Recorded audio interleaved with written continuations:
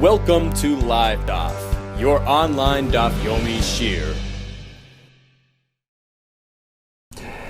Shalom Aleichem.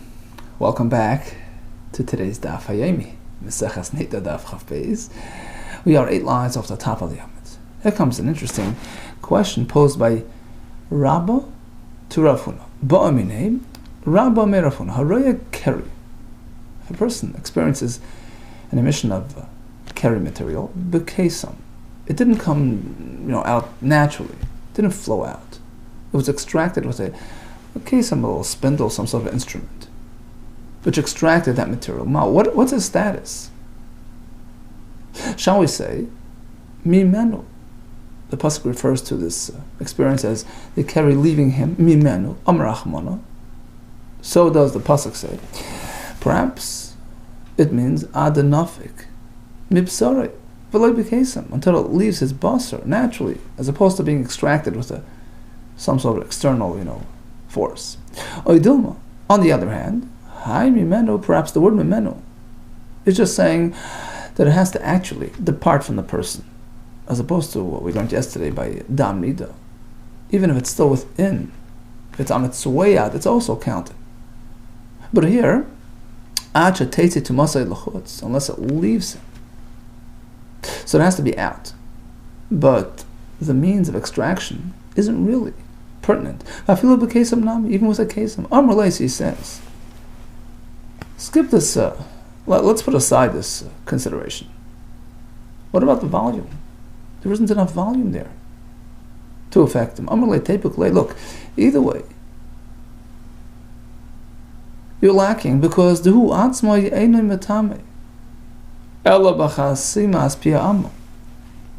fact is that any person in this situation will only be tamei, unless there is sufficient material that's going to fill the chasima, that fills the piyam, the opening of the yam of the aver, which in this case you don't have, because when they inserted the kesem, it takes up some space. It's not going to allow a full shiur of the keri to come out.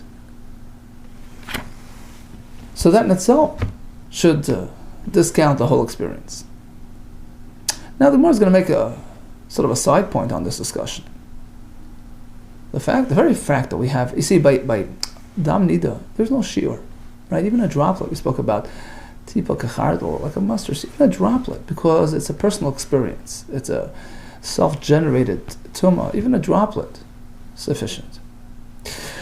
As opposed to the types of tumah, which are more the transmitting type. You touch a nevela, you touch a sheret. It needs to be a minimum amount of material to have the power to convey that tumah to you. The very fact that we're even speaking about a minimum threshold in terms of volume, chasimas piyam, doesn't that indicate to us, Lameim, do you mean to say the negei havi, that the tumah is on account of contact, which would substantiate a minimum requirement? Meaning, why isn't a droplet sufficient? Why do you need a certain amount of keri to mitame the person? Apparently because it needs to get conveyed through, has to be transmitted from that by way of contact with something that has significance. Elamiyat, if that's the case, that is classified as a type of tumah of negei, as opposed to more like the NIDAH type, where it's called roya. It's just an experience. It's not actual transmission from something. Elamiyat, if that's the case, that it's a negei, so it's really different than re'iyah of Dam NIDAH by Isha. Different than the re'iyah of the ziva material, which is a different type of material, which is matame a man, where it's not about conveying or transmitting, it's about experiencing it, about generating it. You're telling me that keri is in a different class. It's more of a transmitted tumah? Elamiyat, if that's the case, al yistor b'ziva, why would it disrupt the 7 clean day ziva count? The fellow had ziva 3 days in a row, 3 days in a row, he has to count 7 clean days. And if he has any disruption, any emission during those, it cancels out the system. He has to restart his count. That's true if he has ziva during those 7 days. But why would keri, which is a different material, why would it interfere? He hasn't really experienced. He just touched something. Alamatanya, But we have a brisa that it will interfere. It will disrupt his 7 clean day count. So he teres hazav. Vasher teitzi mimenu shechva zera. So the pasuk compares ziva to zera. Ma ziva seisera. Just like if he experiences ziva during those 7 days, it cancels. Av shechva zera nami there as well. Seiser. Amalesi says, you're right. The disruption is not due to the zera per se. It's just that it's inevitable that within the zera there'll be droplets of ziva, because after all he's within the ziva, period now.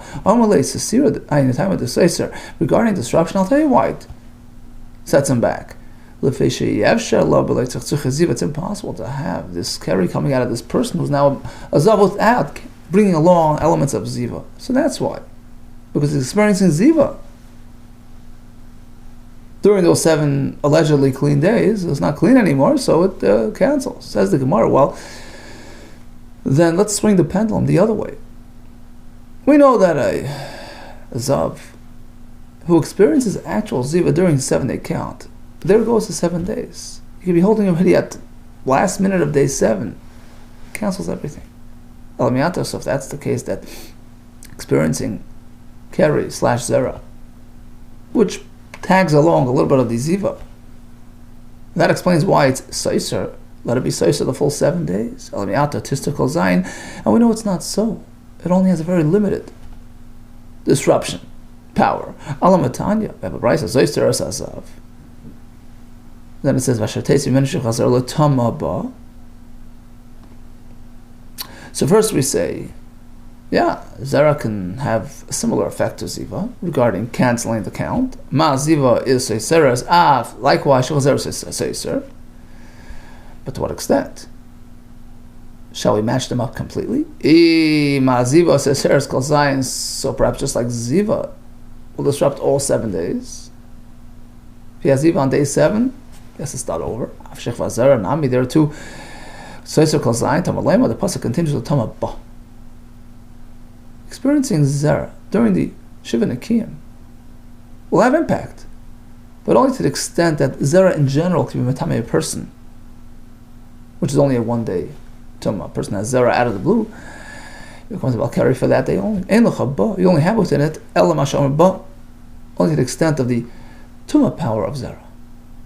So zera is yemechad, and therefore it only cancels 1 day. So the question is, how do we work this out? Either all or nothing. If ziva cancels all 7, and zera / carry has a similar status, why not similar effect? Amalisi says, Xeris hakosavi. Right, the question was if zera has similar status because it contains ziva within it. Tzachsucha ziva, so then it's just like ziva. Cancel all 7. If it has no ziva with it, then cancel nothing. How do you get to this 1-day cancellation? Amalisi says, you're right. Logically, you have a good point, but it's a Xeris hakosavi, it's established by the Torah. And then in fact, we classify it as something new. Ziva gemura, delo yarva b'shem chazara. Fellow experiences pure ziva without any zera mixed in. That has a full cancellation effect. So seres kol shiva. But ziva, but droplets of ziva mixed with ziva, it's not a pure form ziva, although it does disrupt, but only in a limited 1-day manner.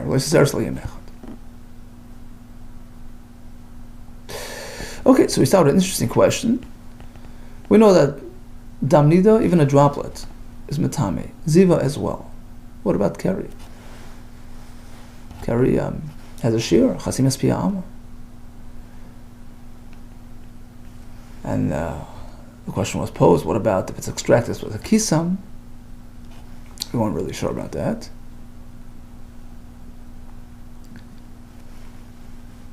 Except that, practically, it didn't seem to be relevant because it's going to diminish from the shear. But in any case, that got us to that other topic of whether it's seiser. We know that during the Shiva Nekiyim, ziva is seiser. The question is, what will zera do? Well, if we prove that it's a type of tumah which conveys through transmission, through negiah, so why would it be seiser? It's not considered an a personal experience that would disrupt the Shiva Nekiyim. Or it came out because it has within it elements of ziva. So it has a similar disruption effect like ziva does, but not to the same extent. It's only yom echad. Boy minei Rabbi Yisrael Chanina Rabbi Lazar. Dam Yavishmal. New question.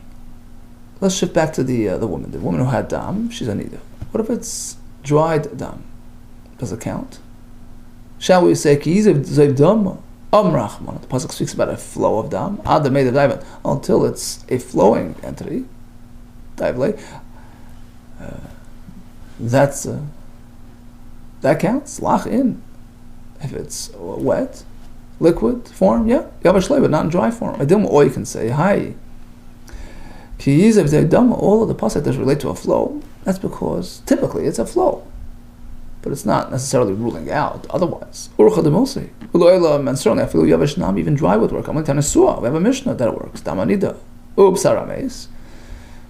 Metam and lachem. Mishnah says, Damanida and the basar rames can be metame, whether it's fresh or dry. So we see that damanida dry is considered damanida. Amalei says, of course, it dried later. We're talking that it came out in dry form, in solid form. Amalei lach was initially lach, and then it became dry. There's no question, of course, it retained its tum like in boili. Keep it in boili. My question was Yavish Meikar. Initially, it came out dry. Oh, says the Gemara Nami Tani Suah. We have that too. Discussed in the Mishnah yesterday. Pelas come in klipa, come in sa'ara, come in afar, come in chushan adumin, tatalamai. Okay, so she shed this material, klipa. It's like some sort of scab, sa'ara, a hair, afar, soil, chushan adumin, fleas. So you soak it in water and see if it dissolves into the red material. They know it's blood. It's metame im. We turn tami based. Ma'chush tmei. Says Rashi on top. The damu that confirms that it's dam. Alma.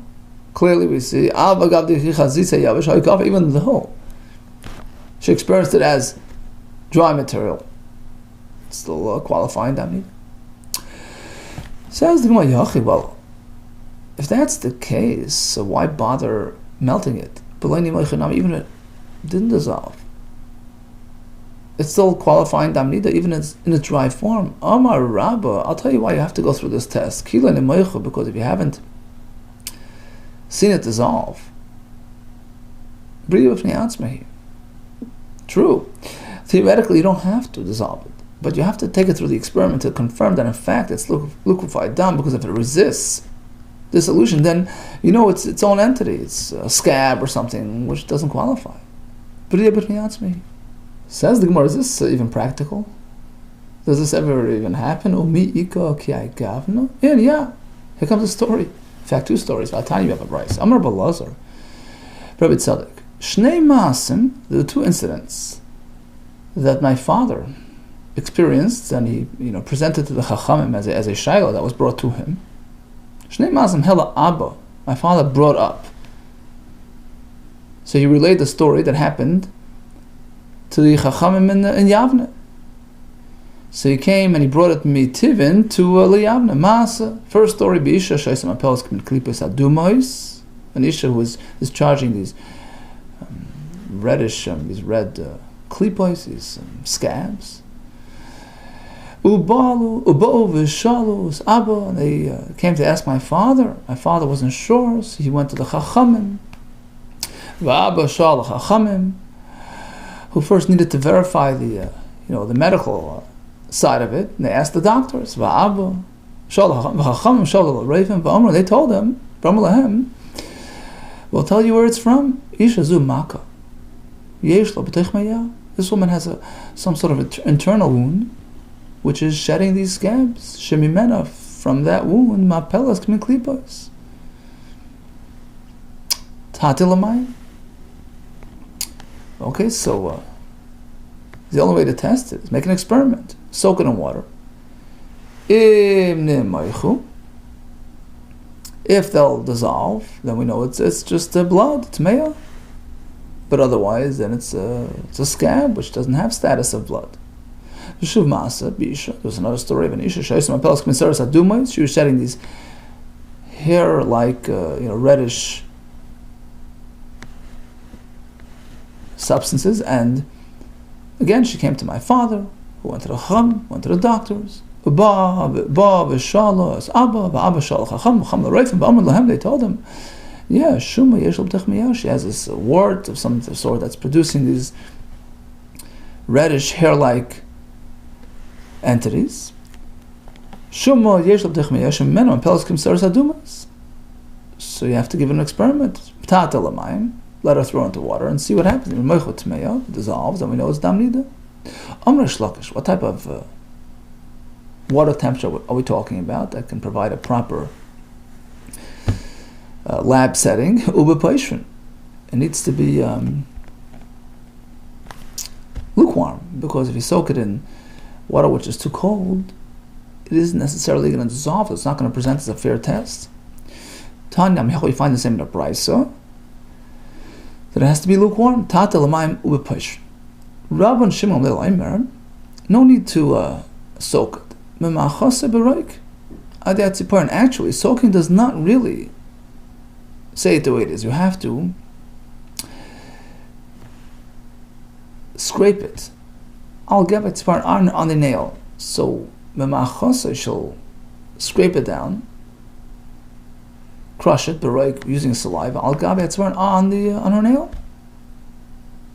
If comes apart, dissolves, then we know that it's a dam, even though it would not dissolve simply by just dunking it into water. You need to apply pressure for it to be a true test.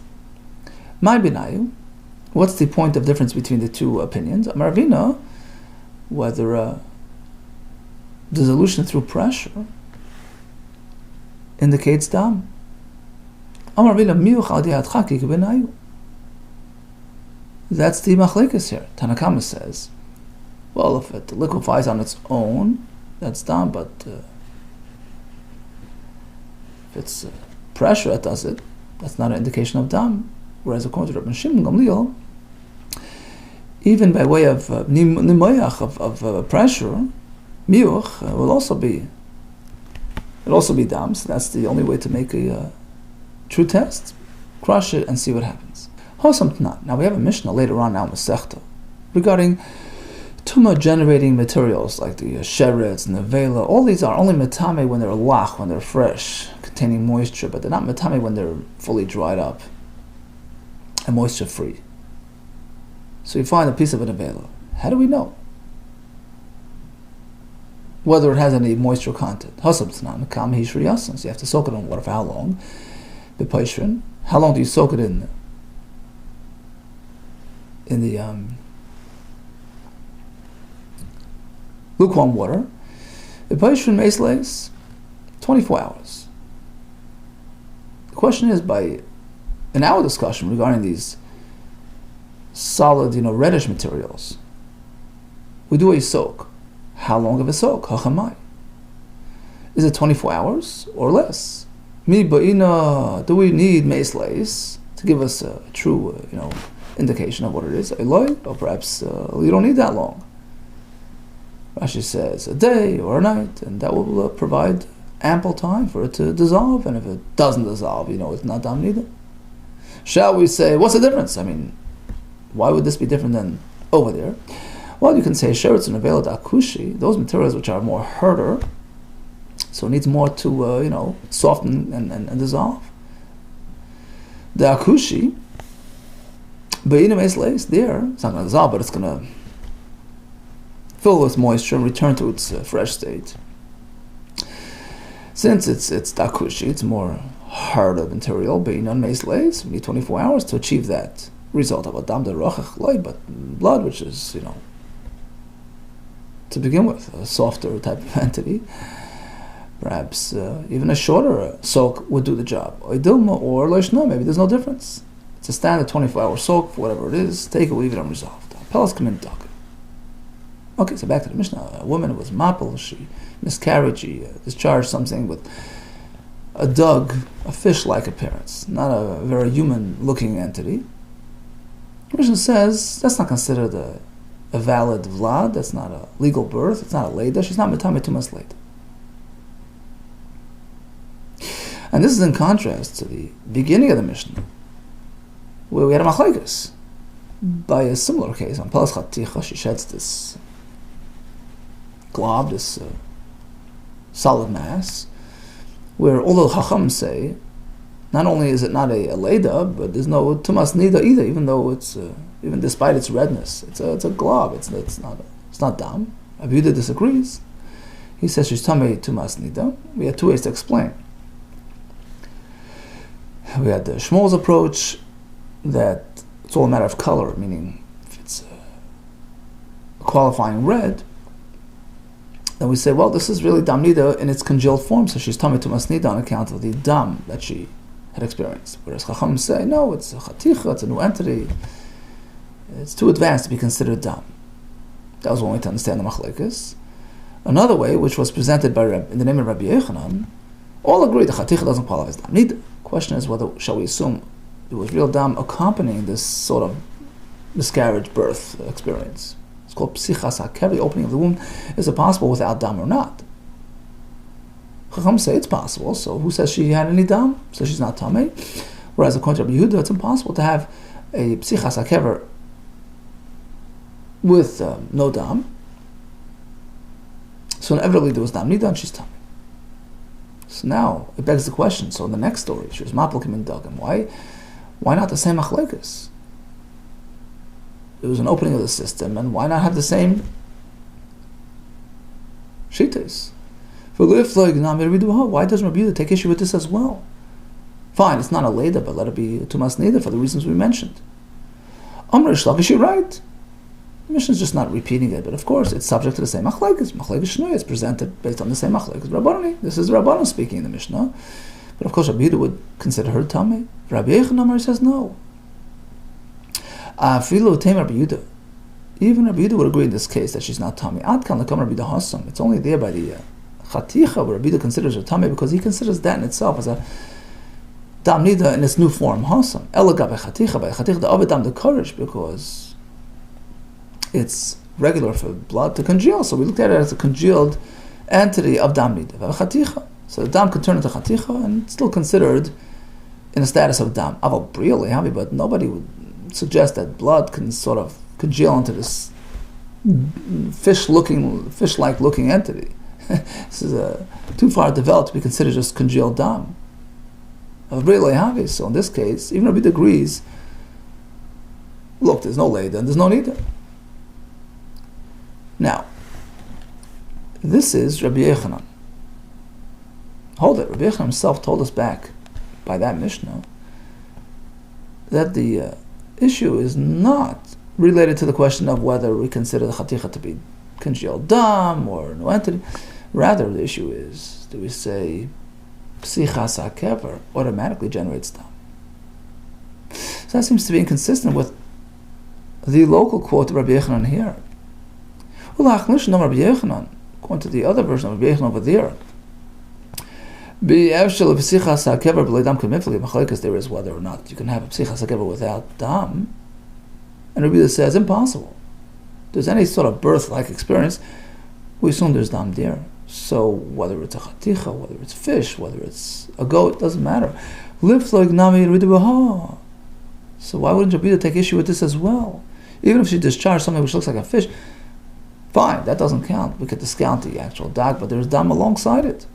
You're right, it says there are two versions of Rabbi Yochanan, two ways to understand. Man de masni hach, lishna masni hachi.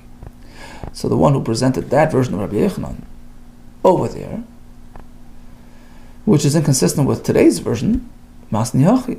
So he had a different version over here as well, that in fact Rabbi Yochanan was in full agreement with Rish Lakish here, that in fact it's subject to machlekes, because it's no difference whether it's a chaticha or it's a kimin dagim. Because Rabbi's point is, it's impossible to have psichas hakever without dam, irrespective of the formation, the tzura of what happened, of the shedded material. Rabbi Yochanan and Rish Lakish, they both concur. That when we say kimin dagim, she's fully tar, that's subject to machlekes. Because Rabbi Yehuda would consistently consider her tamei because you have psichas hakever, you have dam.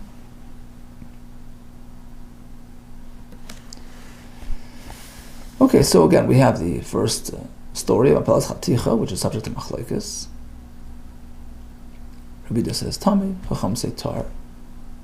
We have two ways to understand.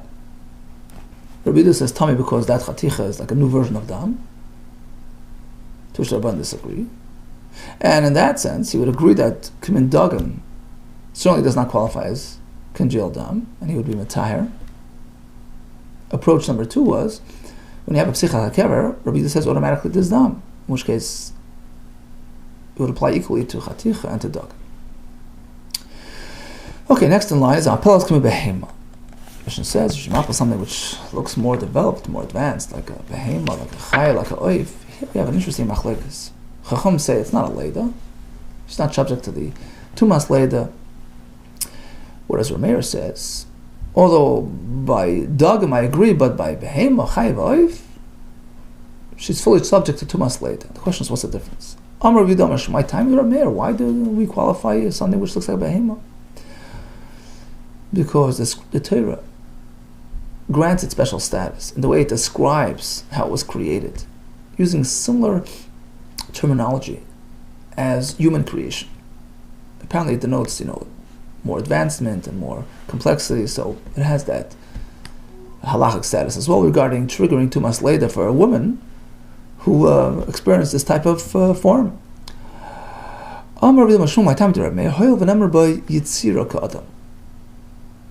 Just like by the Adam, it says Vayitzer Hashem Lakim es Adam Avar min Adama. We have Yitzira, which in a way is more advanced than Bria. Bria is the initial, right? Yesh Ma'ayin, something from nothing. It's the initial phase of creation. Then it gets more complex, more advanced. Vayitzer was more detailed, more formed, more advanced, more developed. And we find likewise by the Behemoths, we have Vayitzer Hashem Lakim Min Adam Kol Chayas Asad V'Kol Eivas Hashemayim. So by the Behemoth Chay V'Oif we find a similar lashon of Vayitzer. So we matched it up to the Adam to give it similar status. If that's the case, if you're matching it to the Adam, Tanin. So why does the Mishnah say if something looks like a fish creature, a sea creature, she's exempt? Why? This Tanin, this supersized whale or whatever, we find has an interesting term attached to it. The pasuk uses the word Vayivra, which is similar to the lashon of Vayivra we find by Adam as well. By Adam it says both. It's Vayitzer Hashem Elikim, and it says Vayivra Elikim es Adam b'Tzalmei. So why not match up the Tanin to the Adam and give it status? Al mi'atam apels most Tanin teimut me'aleida. The mother should be tamei leida. Hoil v'nemer by Yitzira k'Adam. You find a similar lashon, the way it was created to the way Adam was created. Shenamar Vayivra Elikim es ha'Tanin magdolim, and we find by the Adam Vayivra as well. The answer is Amri. The answer was said like this: Danan Yitzira miYitzira. We certainly make Exera Shava, Yitzira here, Yitzira there, but not Bria, comparing it to Yitzira. If ain't done a Bria, we don't compare the Tan, which has the word Bria merely, and we can't compare it to the Adam Yitzira. Says the Gemara, what's the difference? True, in the spelling it's different, but the meaning is more or less the same. We have a well-known Brisa that we're not so particular when it comes to linking Exera Shavas. This is by the story of the home that was discovered to have a nega. One pasuk says, "V'shava kohen," the kohen returned to the home to inspect. Uva kohen, he came, coming, returning. It's same point. Zui shiva, zui via, returning, coming. It's all the same. You can compare and make Exera Shava. So why not compare Bria to Yitzira? It's more or less the same connotation. Va'oid, furthermore. Let's skip the Bria to Yitzira mismatch. Let's match Bria to Bria. V'oid, furthermore, Nigmar Bria mi Bria. Let's learn Bria from Bria. How? So we find by the Adam the word Bria as well. Similar to the Taninim. So the Kashu initially was, we'll compare Bria of Taninim to the Yitzira of the Adam. But here, we discover that Adam also has Bria. So that makes for a good matchup. Good shidduch. Amri. So the answer was like this. The word Vayivra by the Adam is needed for its own sake. The word by v'yiver by the by the Adam is needed for its own sake. Vayitzer lafnui. So again, by the Adam it says vayivra and also vayitzer, which deems one superfluous, right? So vayivra is needed for its sake to tell you Hashem created the Adam. Vayitzer is extra, lafnui, leaves it available to make for a very generous gzera shava. When you have extra words that enhances the gzera shava, you're not using just words that are there already, using words which are clearly extra and intended for gzera shava. And therefore, v'dan yitzira mitzira, which allows us to make a connection to behema b'chai v'oif, where it says yitzira as well. Meaning that we prefer going this route, where we encounter an extra word, and generating gzera shava in that sense, over going the other route, comparing the Adam to the Tanan to the Adam, where there's no extra words there. We're just comparing similar terms. Vayivar here to Vayivar there, but there's no lafnui, there's nothing extra. So it's not a preferred gzera shava, we prefer going this way. V'dan yitzira mitzira adrab, says the Gemara, who says go this way? Look, the Adam has two words. Once it says Vayivra, once Vayitzer. Who says which is needed, which is extra? You're assuming Vayitzer is needed for itself, and Vayivra is for itself. Vayitzer is the extra one, which allows us that link to the Behema V'chaya. Adrabah, go the other way. Vayitzer l'gufei. Let Vayitzer be used for its own sake, rendering it not extra. And the word Vayivra will be the extra one, lafnuyed, to leave it available for the link to the Tanin. V'dana b'riyah b'riyah. Says the Gemara, you're right. Ela Vayitzer mufan b'shnei tzad. Again, we're faced with this choice. One option is K'ser Shava Vayitzer Vayitzer, comparing the Adam to the Behema, which is mufna mishnei tzad, available on both sides.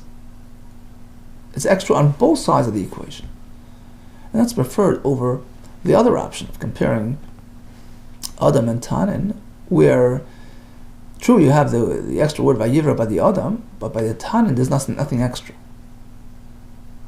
So here it's available on both sides. They're only on one side, and we prefer this way. Mufna gabi Adam. The word Vayitzer is extra by the Adam and also by the Behema. Mufna gabi Behema. And as opposed to the Vayivra, that root has only one available. Gabi Adam mufna. True, the word Vayivra by the Adam is mufna, but by the gabi Taninim, by the Taninim, it's not extra. Ain't a mufna. It's needed to describe its creation, so it's not extra. Says the Gemara, so Vayitzer is empty and available on both sides. My mufna gabi Behema. I understand how it's extra by the Adam, because by the Adam it says Vayivra already, so Vayitzer is extra. But by the Behema, my mufna gabi Behema, why is it extra there? Because it already says Vayasal kimas chayes haaretz. Hashem made the chayes haaretz, etc. And then we have the pasuk Vayitzer Hashem lakim Adam kol chayes hasad. If that's Vayas, why add Vayitzer? It's extra. So we have Vayitzer extra by the Behema and by the Adam to allow for an open-ended Gzera Shav. Well, Gabi Tanin Nami Afnui Mufne. By the Tanin as well we have extra.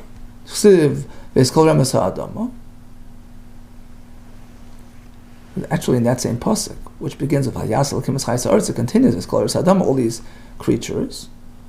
So presumably it covers the Tanin as well. So it allows Vayivra to be extra, to be used for the Gzera Shava. Says the Gemara, no. Where was Tanin covered? It's called Remes HaAdama. That's land creatures. We're talking about sea creatures. Tanin is a different category. Remes, the Chsiv Hasam, the Remes over there, the Abashu, it's talking about land creatures. So, bottom line, we're faced with a choice. We want to compare something to the Adam. Just like by the Adam, there's Tumas Leda, likewise, something which is comparable to the Adam has Tumas Leda. We can either compare Behema Chai V'Oif through Yitzira, where it's available on both sides of the equation, it's extra, versus Tanin to the Adam, where it's Vayivra, but it's only free and available on the side of the Adam, and not on the side of the Tanin. And therefore we take the first approach, where it's a Mufna on both sides, Mufna Mishnei Tzdadim. Says the Gemara, why? What's the advantage of Mufna Mishnei Tzdadim? U'may nafka mina, What's the difference if it's a link which is open on one side, open on both sides? Kamina is like this. Here comes a presentation of the rules of Gzeir Shabbos. Kol Gzeir Shabbos she'ena mufna kol ikar. Ein l'meidim mimena. According to Bishmuel, unless there's some free and available words, you can't just link two words. If it's not mufna, you can't learn from it. Mufna b'tzad echad. Suppose it's open on one side of the equation. Okay, Rabbi Shmuel l'meidin ve'en meshivin kom Shmuel. Solid Gzeir Shabbos, you can use it and you can't challenge it, even if there's room to make a distinction between the two, elements of the shidduch. You can't challenge it because it has a mufna element, which is it's clearly written in the Torah. What else is the word coming from? L'Rabbanan, they have a different view. L'meidim meshivin. If it's only open-ended on one side, sure you can apply it, but you can challenge it if you have something mufna mishnei tzadin. But if it's open on both sides, all agree l'meidin ve'en meshivin. You learn from it without any ability to challenge it. Now, Rabbi Shmuel, we have a question. According to Rabbi Shmuel, he holds that even if it's mufna on one side, you can't challenge it. So what's the advantage of a double mufna? What's the difference between mufna mitzad echad, which cannot be challenged, mufna shnei tzadim, which also cannot be challenged? The given difference is for preference. Faced with a choice. One option is take the tzad echad. Mufna mishnei tzadin, you have another Gzeir Shabbos option with mufna on both sides. Shav kina. We let go. Mufna mitzad echad, the first option. Turn to the next talmud. Yalfinan. Mufna mishnei tzadin. We adopt the one that's open-ended on both sides. Oh, getting back to our discussion. That explains why, by Behemoth, the Torah left it open on both sides, so that it could be applied without any issues. We have a Yitzhar by the Behemoth available, likewise by the Adam, that we don't take the other approach and compare the Tanin to the Adam, which utilizes only a single open-sided Gzeir Shabbos. Now Rashi points out that we're going back to Rabbanan here. So concluding according to their opinion, which is that we had three cases, 1, 2, and 3. The first was there's no element of mufna. That cannot be applied at all, by the way, even though in Al-Gemara it says Mishum Rabbi Shmuel over there, 4 lines on the bottom, but the Gemara said take it out, because really it's presenting an unanimous opinion. The Rabbanan agree also that if it's no mufna at all, you can't use it, you can't apply it. So that's not subject to machlekas. The question was the second and the third cases, where you have mufna mitzad echad. Rabbi Shmuel says, yeah, you can activate it, and you can't even challenge it. Rabbanan say you can activate it, but you can challenge it. Whereas the third case, which was mufna on both sides, all agree. Even Rabbanan agree you can't challenge it. So that explains why you prefer a double mufna. According to Rabbanan, that cannot be challenged. And here there would be room for challenge. Well, how could you compare them to the Adam? Adam has a greater ability for a tumah. We'll see later in the Gemara. So that explains why we go with the connection between Behema to Adam through Yitzira, which is a double mufna, versus comparing Tanin to Adam, which doesn't have that advantage. Here comes yet another version of this Gzeir Shabbos arrangement. Rav Achabre, the Rav Masla, he quoted Mishmei, the name of Rabbi Elazar, L'Kula, with a more lenient approach to things. That in that first case, where there's no mufna element at all, so according to the first version, all agree it's a non-starter. According to this version, yeah, you can activate it, but it's given to challenges. There's no mufna element at all. You can learn it. If you have a challenge, go ahead. Open on one side. Rabbi Shmuel made Meshivin. Rabbanan made Meshivin. According to Rabbi Shmuel, can't challenge it. According to Rabbanan, in this case, you could. Then we have case number 3. Mufna Mishnei Tzadin. Open on both sides. The Rabbanan made Meshivin. All agree. It works without any, and it's immune to any challenges. So the only difference between this version and the previous is in that first case. If it's not mufna at all, going to the first version you can't use it, going to the second version you could, but you could challenge it. Just like you can challenge the next type, the one that's mufna mitzad echad. Going to Rabbanon, you can use it, but you can challenge it. So what's the difference between case 1 and case 2? In both, it's a valid Gzera Shava that can be challenged. Rabbanon, Mayik, what's the difference between mufna mitzad echad and mufna kal ikar? If it's open on one side, not mufna at all. Both can be applied, but are susceptible to challenge. Now, I've given a difference like this, for preference. You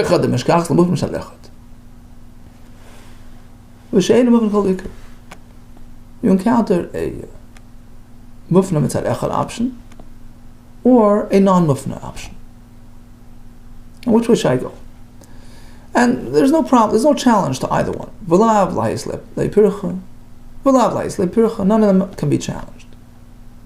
We prefer the more open one. Shavkinan she'ein mufna ikar, we let go of the one that's not available at all. We use the one that has at least the one mufna element. And that explains why in our story we do the Behema Adam matchup over the Tanan Adam matchup. Because although technically both are valid legal Gzera Shavos, but since this is open on both sides, and that is only open on one side, what type of challenge do we have in our story? You can challenge like this. You're comparing others to a human being regarding matters of, of tumma, etc. Ma'ala Adam, you know why Adam triggers tumas leida? A person has a higher degree, a higher susceptibility to tumma. A person could become tummy even while he's alive, as opposed to sheretz, all those things only after death. So how could you compare others to an Adam? Adam triggers tumas leida on account of his birth because of his higher, relation to tumma. But behema, chaya, oif, dagim, how could you compare? So since we have this sort of difficulty, we're going to have to go with the better Gzera Shava, i.e., the connection between behema to the Adam, where we have a double mufna, vayitzer here, vayitzer there. And that's superior to the other option of comparing the Tanin to the Adam. Vayivra, where it's only a mufna mitzad echad on account of the Adam, not on account of the Tan, over there it's needed for its own sake. Since we have a challenge on the table, we have to take the more clear route, the more resistant route, which is a mufna shnei tzadim. That's why we compare behema to Adam. Hence the halacha of the Mishnah, according to our mayor, okay? All the best to you, and atzlach.